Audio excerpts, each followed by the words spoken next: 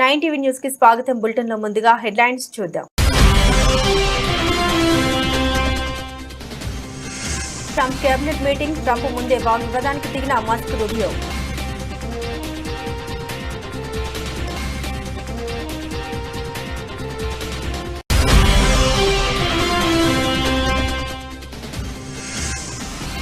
GST రేట్లు మరింత తగ్గుతాయి. ఆర్థిక మంత్రి నిర్మలా సీతారామన్ కీలక ప్రకటన.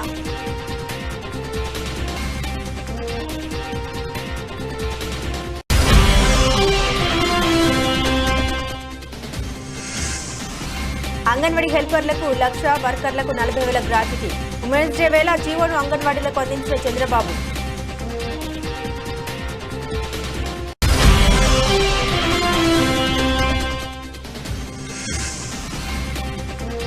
మహిళలకు ఉచిత బస్సుపై చంద్రబాబు యూటర్న్. ఆగ్రహం వ్యక్తం చేసిన వైఎస్ షర్మిల.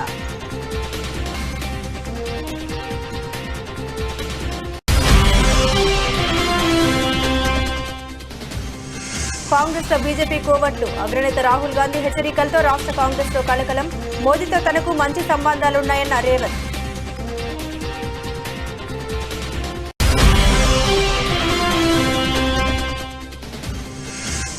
ఇంతటితో ఏమీ అయిపోలేదు, మున్ముందు చాలా ఉంది. సమంత సంచలన కామెంట్.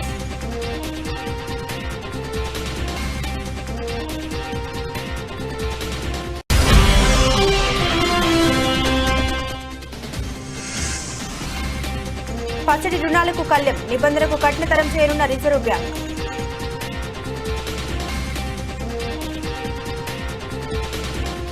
అమెరికాలో ఆసక్తికర ఘటన చోటు చేసుకుంది. అధ్యక్షుడు డొనాల్డ్ ట్రంప్ నిర్వహించిన కేబినెట్ మీటింగ్ లో ప్రపంచ కుబేరుడు ఎలాన్ మస్క్, ఆ దేశ విదేశాంగ మంత్రి మార్కో రూబియో మధ్య ఘర్షణ చోటు చేసుకున్నట్టు తెలిసింది. అధ్యక్షుడు ట్రంప్ ముందే ఇద్దరు వాగ్వివాదానికి దిగినట్టు సమాచారం. ఇద్దరు నేతల మధ్య మాటల యుద్ధం కొనసాగినట్లు అమెరికా మీడియా పేర్కొంది. రెండవసారి అధ్యక్ష బాధ్యతలు చేపట్టిన Trump department of government efficiency శాఖను ఏర్పాటు చేసిన విషయం తెలిసిందే. ఈ శాఖ బాధ్యతల్ని టెస్లా బాస్ ఎలాన్ మస్క్ కు అప్పగించారు. మెరుగైన పాలన, ప్రభుత్వంతో వృధా ఖర్చుల్ని తగ్గించేందుకు డోర్ శాఖ పలు కీలక నిర్ణయాలు తీసుకుంటుంది. ఇందులో భాగంగా వేల సంఖ్యలో ప్రభుత్వ ఉద్యోగుల్ని తొలగిస్తుంది. దీనిపై పెద్ద ఎత్తున విమర్శలు వెల్లువెత్తుతున్నాయి. దీంతో అప్రమత్తమైన ట్రంప్ కేబినెట్ మీటింగ్ ఏర్పాటు చేశారు. ఈ మీటింగ్ కు మస్క్ తో పాటుగా విదేశాంగ మంత్రి మార్కో రూబియో కూడా హాజరయ్యారు. ఆ సమయంలో మస్క్ మాట్లాడారు. ప్రభుత్వ శాఖల్లో పనిచేయని ఉద్యోగుల్ని తొలగిస్తున్నట్టు తెలిపారు. అయితే రూబియో మాత్రం ఎవరిని ఉద్యోగాల నుండి తొలగించేది లేదని వ్యాఖ్యానించారు. మస్క్ మాటలకు రూబియో సహనం కోల్పోయారు. ఇప్పటికే 1,500 మంది ఉద్యోగులు పదవి విరమణ చేసినట్టు తెలిపారు. తన ఉద్యోగుల్ని తొలగించాలంటే పదవి విరమణ చేసిన వారిని మళ్లీ విధుల్లోకి తీసుకోవాల్సి ఉంటుందంటూ సమాధానం ఇచ్చారు. అయితే మస్క్ రూబియో మధ్య వాగ్వివాదం వార్తలపై ట్రంప్ స్పందించారు. ఆ వార్తలను కొట్టి పారేశారు. తాను అక్కడే ఉన్నానని, మీటింగ్ ఘర్షణ వంటిది ఏమీ జరగలేదని స్పష్టం చేశారు Trump.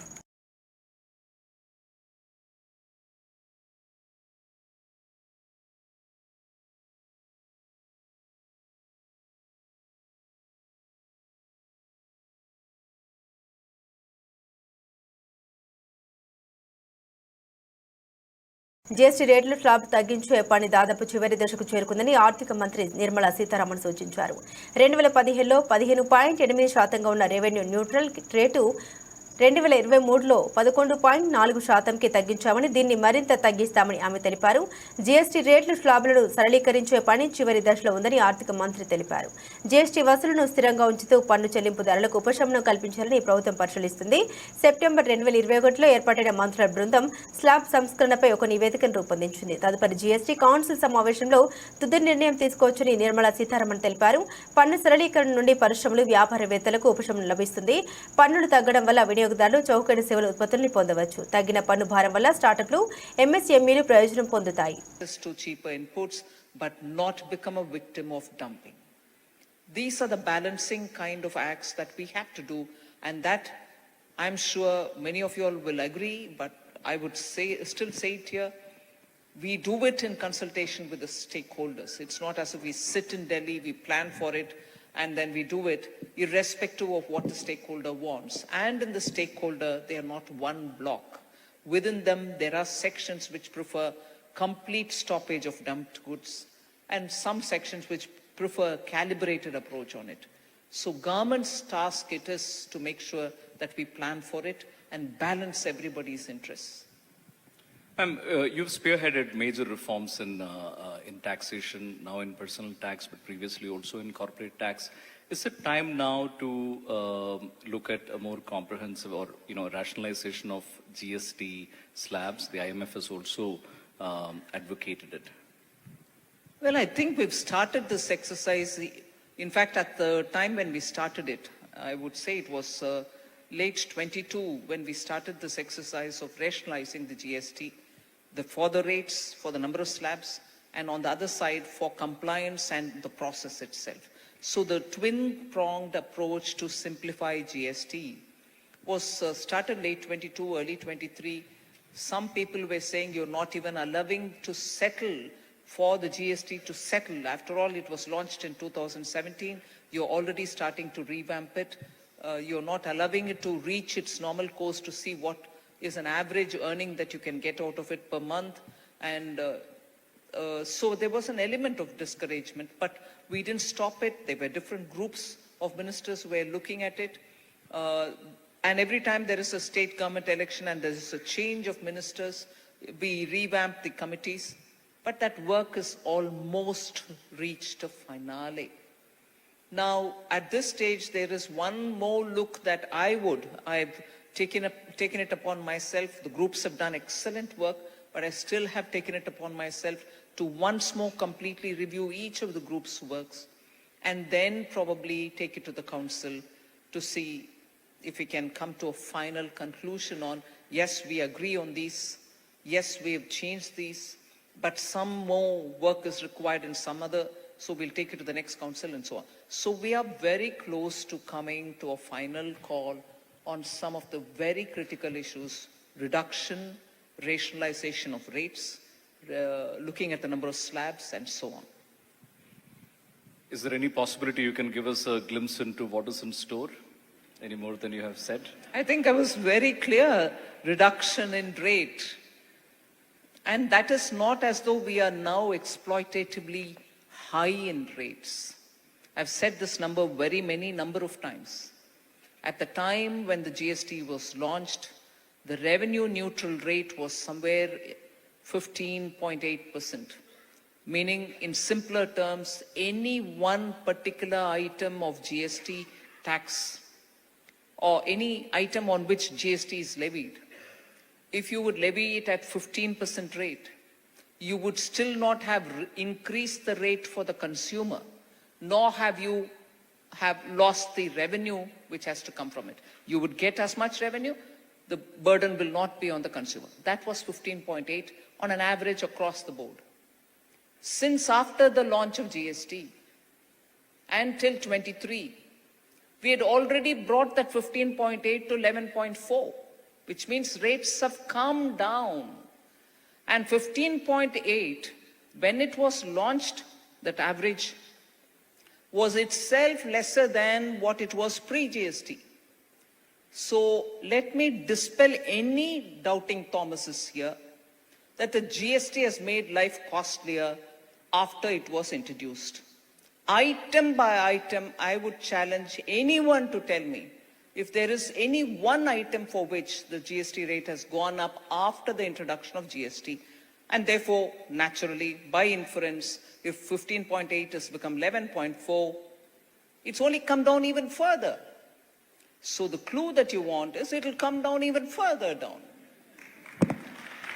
Fabulous. I think we can all, yes, applaud to this particular rationalization. Ma'am, let's come to the topic of private investment, which we have discussed at the ET Award stage last year as well.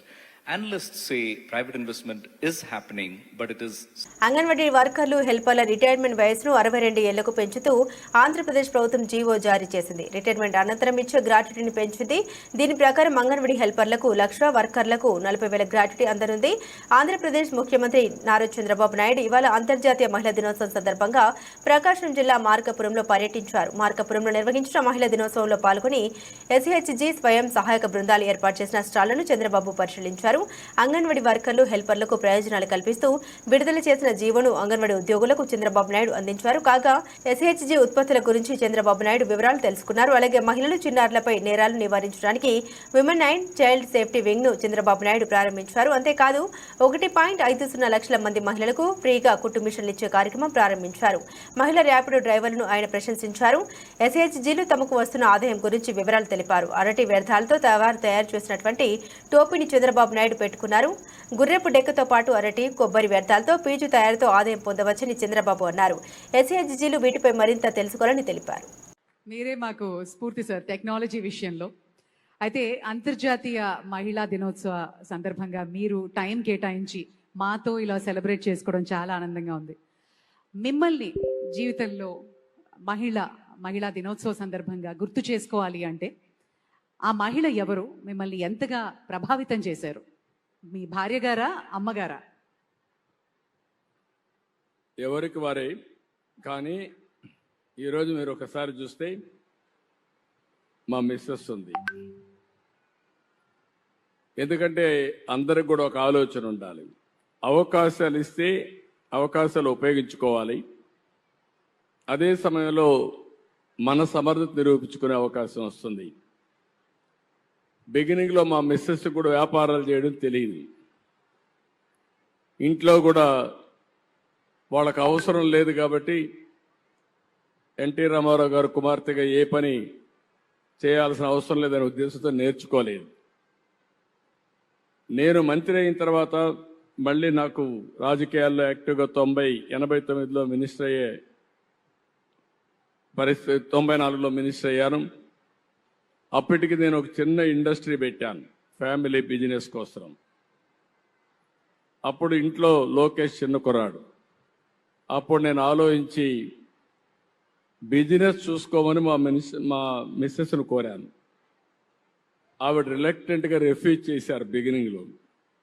నేను గట్టిగా చెప్పాను, ఎవరో ఒకరు చూసుకోవాలి, నేను మంత్రిగా ఉన్నాను, నాకు టైం ఉండదు, అది కాకుండా బిజినెస్ చూడడం కరెక్ట్ కూడా కాదు అని చెప్పితే యాక్సెప్ట్ చేసింది. యాక్సెప్ట్ చేసిన తర్వాత నేను మంత్రిగా ఉండి మళ్ళా ముఖ్యమంత్రి అయ్యాను. 10 ఏళ్ళు రాజకీయాల్లో యాక్టివ్గా ఉంటే అక్కడి నుంచి అంచెలంచెలుగా ఒక సాధారణమైన మహిళ హెరిటేజ్ కంపెనీని డెవలప్ చేసి పిల్లలను కూడా అందరినీ, మా అబ్బాయిని కూడా బాగా చదివించి పెళ్ళైన తర్వాత ఇద్దరిని కూడా స్టాన్ఫోర్డ్ వరకు చదివించే పరిస్థితికి వచ్చిందంటే అది మహిళలకు ఉండే శక్తి అని చెప్పి నేను మీకు తెలియజేస్తున్నా. ఇప్పుడు అక్కడితో ఆగలేదు. ఎన్టీఆర్ మెమోరియల్ ట్రస్ట్ ద్వారా సేవా కార్యక్రమాలు చేస్తూ ఉంది. అంటే ఇప్పుడు సర్వీస్ యాక్టివిటీస్కి వెళ్ళింది. అంటే ఒక మహిళ మీరు గుర్తుపెట్టుకోవాల్సింది 10 మందికి స్ఫూర్తినిచ్చే స్థాయికి మీరు ఎదగాలి.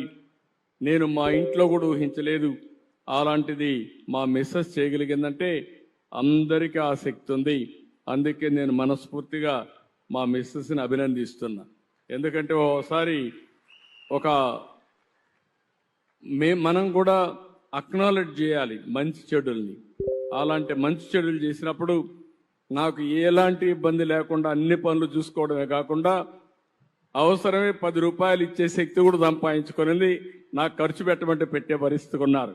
నేను రాజకీయాల్లో సంపాదించలేం కాబట్టి వ్యాపారాల్లో సంపాదించే పరిస్థితికి వచ్చారు. కాబట్టి this is a great day. ఎందుకు ఈ మెసేజ్ ఇస్తున్నానంటే కష్టపడితే మీరందరూ కూడా ఒక పెద్ద ఎత్తున పేరు తెచ్చుకునే అవకాశం వస్తుంది. అది ఒక రోజులో కాదు, నిరంతరం ఆలోచించి చేయాల్సిన అవసరం ఉంది. Absolutely sir. మీ తల్లిగారి విషయంలో మిమ్మల్ని బాగా ప్రభావితం చేసిన ఒక సంఘటన మాతో క్లుప్తంగా పంచుకుంటారా? ఇది మనందరికి కూడా తల్లి జ్ఞాపకాలు ఎప్పుడూ ఉంటాయి. మా మదర్ కూడా అందరం అరిగానే మధ్యతరగతి కుటుంబం. వ్యవసాయం మాకు ఆధారం. మేము చదువుకునేటప్పుడు నిద్రలేసి తెల్లవారుజామున నిద్రలేసి మాకు వంట చేయడం. నేను హై స్కూల్కి పోయేవాడిని. అందరి మారిగా నా జీవితం కూడా. హై స్కూల్కి పోతే చంద్రగిరి 6 కిలోమీటర్లు 7 కిలోమీటర్లు నడవాలి. 6 కిలోమీటర్లు నడవాలంటే 9:30 స్కూల్కి పోవాలి. ఇక్కడ 6:30, 7 గంటలకు బయలుదేరి తప్ప అక్కడికి రీచ్ కాలేము. 6:30కు నేను బయలుదేరాలంటే మధ్యాహ్న భోజనం మళ్ళా మాకు అప్పట్లో వండి మాకు క్యారీర్ ఇవ్వాలి. అంటే అప్పుడు పొట్లాలు కూడా కట్టేవాళ్ళం. క్యారీర్ తీసుకుపోవాలని మళ్ళీ తీసుకురావాలి కాబట్టి ఈ మరిగా పొట్లాలు ఇప్పుడు చేస్తున్నారు, ప్యాకెట్ చేసి ఇచ్చేసేవాళ్ళు. దాన్ని పుస్తకాలతో పెట్టుకొని బ్యాగ్లో పెట్టుకొని వెళ్ళేవాళ్ళం. అంటే 5 గంటలకు నిద్రలేసి 4 గంటలకు నిద్రలేసి వంట చేసి మాకు స్నానాలు చేపించి స్కూలుకి పంపించేది. అక్కడి నుంచి ఓసారి ఆలోచించేవాడిని, ఎవరన్నా గెస్ట్ వచ్చినా బంధువులు వచ్చినా, నేను రాజకీయాల్లో గెస్టులు వచ్చినా వంట చేసేవాళ్ళు. ఆ వంట చేసినప్పుడు ఆ వంట గదికి పోయి వస్తే బయట వస్తే కళ్ళంతా నీళ్లు కనపడేటివి. అంటే ఆ పొగంతా వచ్చేది, కడుపులోకి పొగబోయేది, కళ్ళ నీళ్లు వచ్చేటివి. అది చూసిన తర్వాత నాకు అనిపించింది, నేను ముఖ్యమంత్రి అయిన తర్వాత నా తల్లి పడిన కష్టాలు ఏ ఆడబిడ్డ పడకూడదనే ఉద్దేశంతోనే దీపం ద్వారా వంట గ్యాస్ సిలిండర్లు మీకు ఇచ్చాను. దేశంలో ఎవరికీ ఆలోచన రాలేదు. మా తల్లి కష్టాలు చూశాను. అందుకే నా ఆడబిడ్డలు అవస్థ పడకూడదనే ఉద్దేశంతో 95-97లోనే ఆడబిడ్డలందరికీ గ్యాస్ సిలిండర్లు ఇచ్చాను. ఇప్పుడు మళ్ళీ కొంతమంది రేట్లు పెరిగాయని మళ్ళా కట్టెల పొయ్యి పెట్టుకుంటా ఉంటే ఇది కరెక్ట్ కాదని దీపం 2 కింద మళ్ళీ 3 సిలిండర్లు ఉచితంగా ఇచ్చే కార్యక్రమానికి శ్రీకారం చుట్టాను. ఇది స్ఫూర్తి. అధికారం కోసం ఎన్నికల్లో మహాశక్తి పేరిట ప్రకటించిన ప్రత్యేక మేనిఫెస్టోను కూటమి ప్రభుత్వం నీరుగారుస్తోందని అసెంబ్లీలో మంత్రి సంధ్యారాణి చేసిన ప్రకటన రుజువు చేస్తుంది. ఎన్నికల్లో మహిళలకు ఉచిత ఆర్టీసీ బస్సు హామీ ఇచ్చిన ప్రభుత్వం మంత్రి ప్రకటనతో యూటర్న్ తీసుకున్నట్లు స్పష్టమవుతుంది. ఈ వ్యవహారంపై ఏపీ కాంగ్రెస్ పార్టీ అధ్యక్షురాలు వైఎస్ షర్మిల తీవ్ర ఆగ్రహాన్ని వ్యక్తం చేశారు. CM Chandrababu, deputy CM Pawan Kalyan బీజేపీలపై మండిపడ్డారు. షర్మిల ఏరు దాటేంత వరకు ఓడ మల్లన్న, దాటాక బోడి మల్లన్నలా కూటమి ప్రభుత్వ తీరు ఉంది అంటూ వైఎస్ షర్మిల ఎద్దేవా చేశారు. మహిళలకు ఆర్టీసీ బస్సులో ఫ్రీ అంటూ ఎన్నికల్లో ఉదరగొట్టి ఓట్లు వేయించుకొని ఇప్పుడు కండిషన్ అప్లై అనడం దారుణంగా అభివర్ణించారు. జిల్లా స్థాయి వరకే పథకాన్ని పరిమితం చేస్తామని చెప్పడం మోసంగా పేర్కొన్నారు. అమలు చేయాలనే చిత్తశుద్ధి లేక చెప్పే సాకులు అవి ఇవి అని తప్పుబట్టారు. ఆదిలోనే యూటర్న్ తీసుకోవడం అంటే ఇదే మరి అని షర్మిల మండిపడ్డారు. ప్రభుత్వాన్ని ఏర్పాటు చేసి 9 నెలలు దాటినా ఉచిత ప్రయాణం కల్పించకుండా మహిళలను మోసం చేశారు. కమిటీల పేరుతో కాలయాపన చేశారు. రాష్ట్రాల పర్యటన పేరుతో విహారయాత్రలు చేశారు. పథకం అమలుకు ముందే ఇన్ని నిబంధన పెట్టే ఈ ప్రభుత్వం రేపు అమల్లోకి తెచ్చేసరికి నియోజకవర్గం, మండల స్థాయి వరకే ఫ్రీ అంటారేమో అని వైఎస్ షర్మిల వ్యంగ్యస్టాలు సంధించారు. కాంగ్రెస్ ప్రభుత్వం అధికారంలో ఉన్న తెలంగాణ, కర్ణాటక రాష్ట్రాల్లో మహిళలకు రాష్ట్రమంతా ఉచిత ప్రయాణం కల్పించినట్లు ఏపీలో కల్పించాలని షర్మిల డిమాండ్ చేశారు.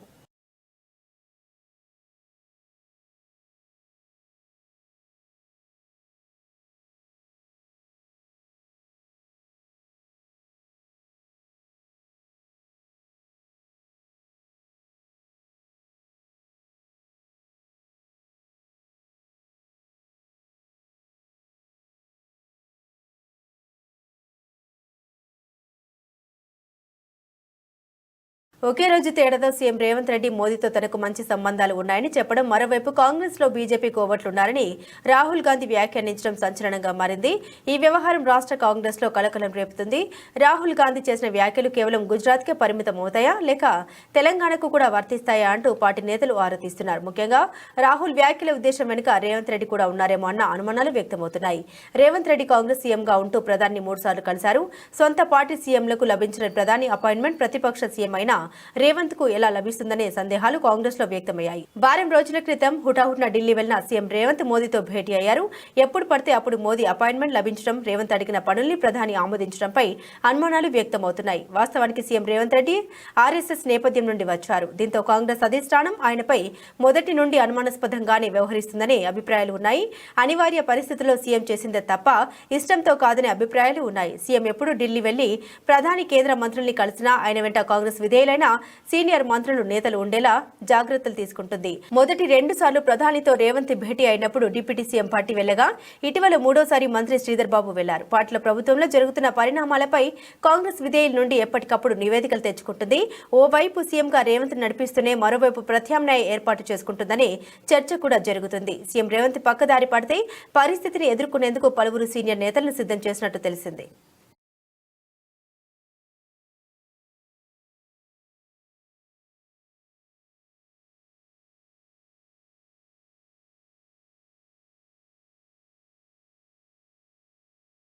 తెలుగు సినిమా రంగంలో అత్యంత ప్రజాదరణ పొందిన కథానాయికల్లో సమంత ఒకరు.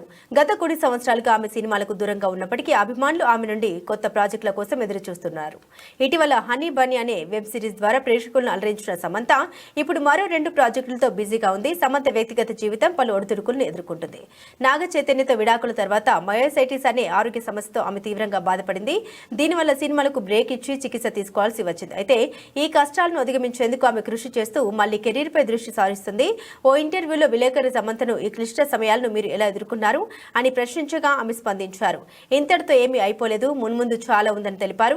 ఈ వ్యాఖ్యలు ఆమెను మళ్లీ ఫోకస్ లోకి తెచ్చాయి. కొందరు ఆమె మాటల్ని నాగ చైతన్యతో జరిగిన బ్రేకప్ కు అన్వయించగా మరికొందరు ఆమె కెరీర్ పై ఉద్దేశించి చెప్పారని అభిప్రాయపడ్డారు.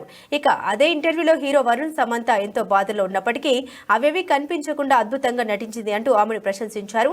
సినిమాల్లో అవకాశాలు తగ్గినప్పటికీ సమంత వెబ్ సిరీస్ ను ఎంచుకుంటూ తన అభిమానులను అలరిస్తుంది. ప్రస్తుతం రక్త్ బ్రహ్మాండ అనే వెబ్ సిరీస్ లో నటిస్తున్న ఆమె మరోవైపు మా ఇంటి బంగారం అనే సినిమా ప్రాజెక్టుతో కూడా బిజీగా ఉంది. సమంత మరోసారి తన కెరీర్ ను పునరుద్ధరించేందుకు సన్నాహాలు చేస్తుంది. త్వరలోనే కొత్త సినిమాలు వెబ్ సిరీస్ లో కనిపించనున్నట్లు సమాచారం. అభిమానులు ఆమె మళ్లీ తెలుగులో పూర్తి స్థాయిలో నటించాలని కోరుకుంటున్నారు.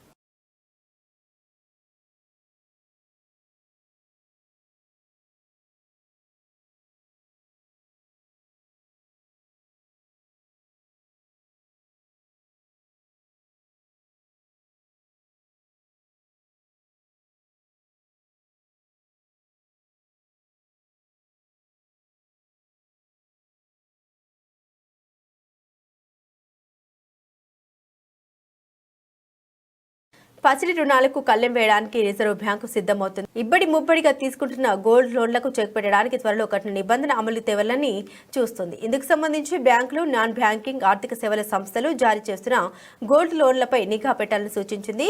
గోల్డ్ లోన్ తీసుకున్న వారు ఈ నిధులను దేనికి వినియోగిస్తున్నారు, అసలు బంగారం వారిదేనన్న దానిపై పూర్తి వివరాలు సేకరించాలని బ్యాంకులకు సూచించింది. గడిచిన 6 నెలల్లో దేశవ్యాప్తంగా బంగారం తాకట్టుపై రుణాలు 50% పైగా పెరగడంపై ఆందోళన వ్యక్తం చేసిన సెంట్రల్ బ్యాంక్ దీనిపై ప్రత్యేక దృష్టి సారించింది. ధరలు రికార్డు స్థాయికి చేరుకోవడం వల్లే రుణాలు అత్యధికంగా తీసుకుంటున్నారని అనుమానాలు వ్యక్తమవుతున్నాయి. తీసుకున్న రుణాలు వారు దేనికి వినియోగిస్తున్నారన్న విషయంపై మానిటరింగ్ చేయాలని సూచించింది. రుణాలు తీసుకున్న వారి కుటుంబ వివరాలు, పసిడి వారిదేనా లేకపోతే ఇతరులది తీసుకుంటున్నారా అనే దానిపై సమాచారం సేకరించాలని పేర్కొంది. ఇటీవల కళ్లు తమ వద్ద ఉన్న బంగారాన్ని వేరే వారి పేరు మీద తీసుకుని ఇతర పెట్టుబడులు పెడుతున్నారనే సమాచారం ఆధారంగా ఆర్బీఐ ఈ నిర్ణయం తీసుకుంది. ఒకవేళ తీసుకున్న రుణాలు తిరిగి చెల్లించిన ఏడల ఈ బంగారాన్ని వేలం వేసే అవకాశం ఉంటుంది.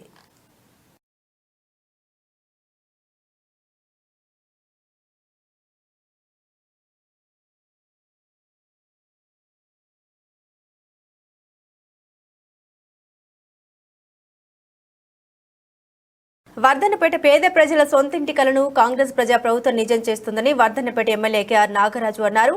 వరంగల్ జిల్లా వర్ధన్నపేట మండలంలోని వెంకట్రావుపల్లి గ్రామంలో శనివారం రోజున ఇంద్రమ్మ ఇళ్లకు ముగ్గు పోసి భూమి పూజ కార్యక్రమంలో వరంగల్ జిల్లా కలెక్టర్ సత్యశారదా దేవితో కలిసి వర్ధన్నపేట ఎమ్మెల్యే కేఆర్ నాగరాజు పాల్గొన్నారు. ఈ సందర్భంగా ఎమ్మెల్యే నాగరాజు అంతర్జాతీయ మహిళా దినోత్సవం సందర్భంగా కలెక్టర్ సత్యశారదా దేవిని, మహిళా అధికారులను, మహిళలను సన్మానించారు. బడుగు వర్గాల ఆత్మగౌరవం ఇందిరమ్మ ఇల్లు అని అన్నారు.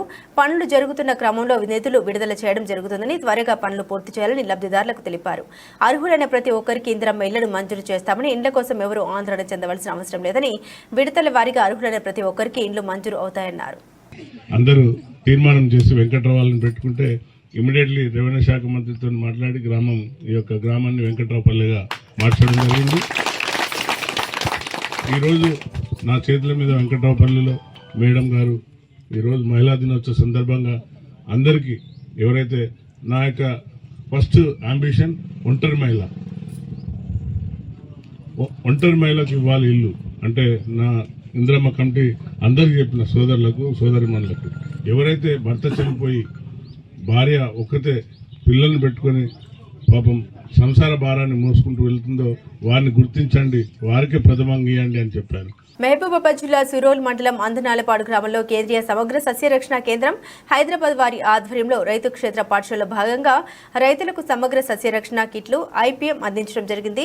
ఈ కార్యక్రమంలో అసిస్టెంట్ ప్లాంట్ ప్రొటెక్షన్ ఆఫీసర్ బసవన్నప్ప పర్యవేక్షణలో గత 6 వారాల నుండి క్షేత్రస్థాయిలో మిరప పంట వేసినప్పటి నుండి పంట చేతికి వచ్చే వరకు పాటించవలసిన అన్ని సస్యరక్షణ పద్ధతులపై రైతులకు అవగాహన కల్పించారు. సమగ్ర సస్యరక్షణ సస్యరక్షణ పద్ధతిలో ఎర్ర అట్టలు వాడడం, వేసవిలో లోతు దుక్కులు దున్నుకోవడం, వరి పొలాల్లో ఖాళీ బాటలను విడిచిపెట్టడం, అదేవిధంగా రాబోయే కాలంలో రైతులకు పురుగుల మందుల వాడకాన్ని తగ్గించి సేంద్రియ ఎరువుని అధిక మొత్తంలో ఉపయోగించాలని వాళ్ళు అన్నారు. అందనాలపాడు గ్రామంలో ఈరోజు రైతు సోదరులకు రైతు క్షేత్ర పాఠశాల అంటే భారత ప్రభుత్వం యొక్క వ్యవసాయ శాఖ ఆధ్వర్యంలో నడిచే రైతు క్షేత్ర పాఠశాల కార్యక్రమంలో ఈరోజు రైతు సోదరులకు ఐపీఎం కిట్లు అనేది పంపిణీ చేయడం జరిగింది. ఈ ఐపీఎం కిట్లలో భాగంగా రైతుకి పురుగు మందులు పిచికారీ చేసుకునేటప్పుడు పెట్టుకోవాల్సిన గ్లాసెస్ కానీ, అదేవిధంగా ఈ గ్లౌజెస్, ఇటువంటి గ్లౌజెస్, అదేవిధంగా రైతు తన పొలానికి వెళ్ళేటప్పుడు దాంట్లో మిత్ర పురుగులు, శత్రు పురుగుల శాతం ఎంత ఉంది అని తెలుసుకోవడానికి అనుకూలంగా ఉండేటట్టు ఈ స్వీప్ నెట్ అనేది ఒకటి ఇవ్వడం జరిగింది.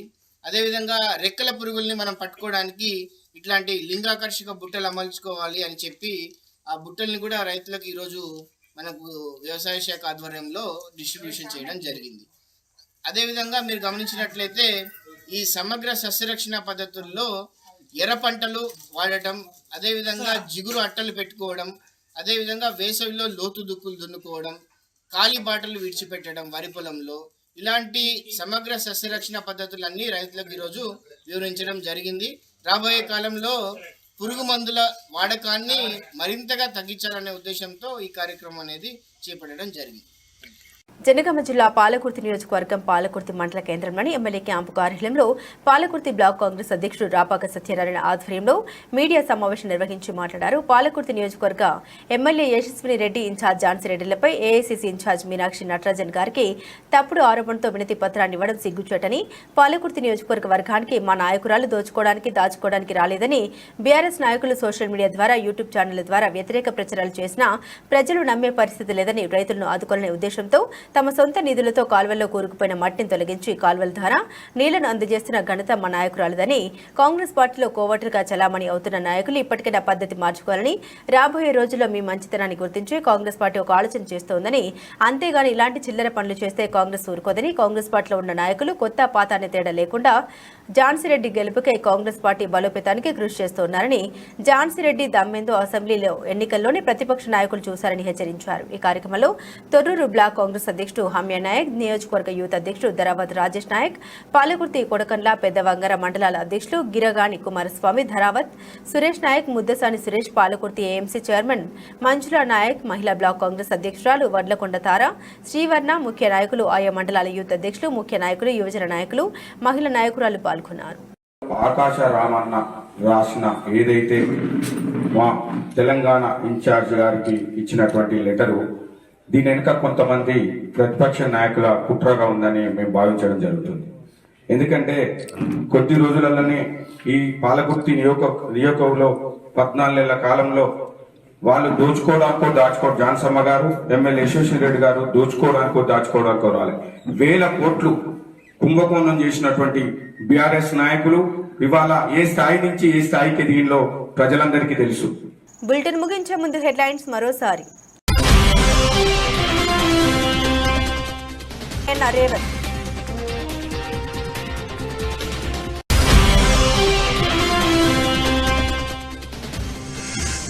ఇంతటితో ఏమీ అయిపోలేదు, మున్ముందు చాలా ఉంది. సమంత సంచలన కామెంట్స్.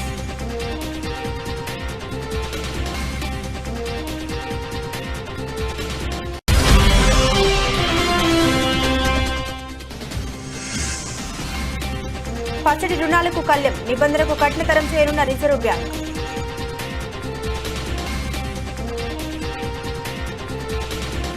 ఇవి బులెటిన్లోని విశేషాలు. తిరిగి మరో బులెటిన్తో మళ్ళీ కలుసుకుందాం. అంతవరకు సెలవు, నమస్కారం.